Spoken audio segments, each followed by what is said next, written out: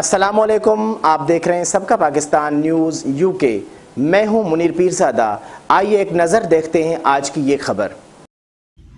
ناظرین، معروف عالم دین، مرکزی جنرل سیکریٹری تنظیم العلماء پاکستان اور پاکستان شریعت کونسل صوبہ سندھ کے امیر قاری اللہ داد کے امیر جماعت اسلامی سراج الحق سے خصوصی ملاقات کی۔ ملاقات میں ملکی صورتحال سمیت دیگر باہمی امور اور موجودہ بگڑتی ہوئی صورتحال پر خصوصی گفتگو اور غور و فکر کیا گیا۔